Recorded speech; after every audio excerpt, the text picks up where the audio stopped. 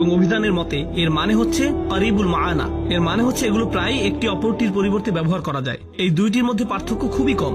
ইমাম রাজি বলেছেন, ইবনে আব্বাস রাদিয়াল্লাহু তাআলা আনহু বলছেন, হুমাজ হচ্ছে কারো পেছনে বলা, আর লুমাজ হচ্ছে সামনাসামনি, আর লুমাজ হচ্ছে সামনাসামনি। তাহলে হুমাজা হচ্ছে সে যে কারো পেছনে বাজে কথা বলে, যাকে আমরা গীবত বলে থাকি। তারা এটা খুব বেশি করে, শব্দটি দিয়ে এমনই বোঝা যায়। আর লুমাজ হচ্ছে সে যে কাউকে সামনাসামনি ভৎসনা করে।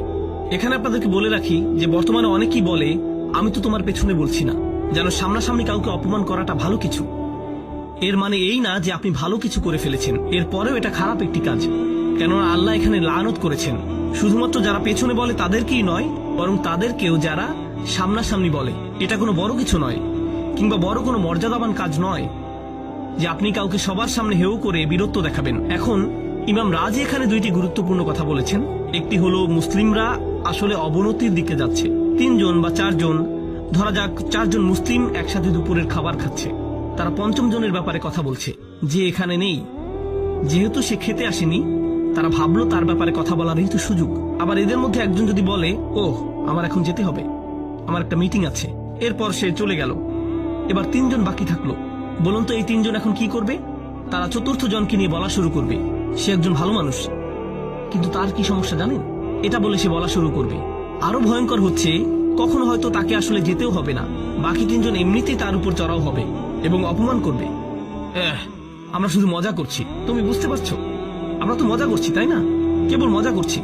অর্থাৎ মূল কথা হচ্ছে, কাউকে সবার সামনে অপমান করা কোনো বড় বিষয় নয়, কারণ এটা তো বন্ধুদের মধ্যেই, তাই না?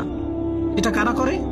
কোনো শত্রু তো এমন করবে না, কোনো ট্রেন স্টেশনে বা অফিসে তো এমনটি হবে না।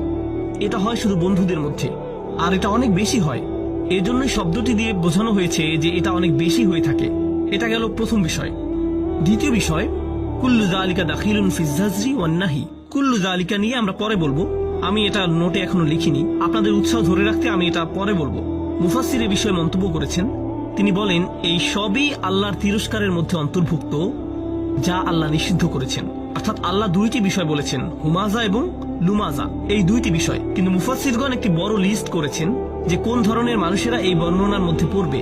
এখানে কেবল 2 জন মানুষ নয়, এখানে অনেক ধরনের আচরণের কথা বলা হয়েছে, যা এই দুইটি শব্দের মাধ্যমে বোঝানো হয়েছে। আর এই অনুচ্ছেদের শেষে মূলত বলা হয়েছে, যেমন তাফসিরে কাবিরে ফখরুদ্দিন আর রাজি বলেন, কুল্লু যালিকা দাখিলুন, এর সবকিছুই। আমি এখানে যা যা বর্ণনা করেছি, আমি যখন এটা পড়ছিলাম আমি দেখলাম 4 পৃষ্ঠার বর্ণনা। 4 পৃষ্ঠার বর্ণনা এসেছে শুধু এটা বোঝাতে যে হুমাজা কারা আর লুমাজা কারা। আর এই সবগুলি তিরস্কার ফি যাজর, অর্থাৎ তিরস্কার, আল্লাহর হুঁশিয়ারি এই সূরায় এসেছে। এরপরে যেটি গুরুত্ব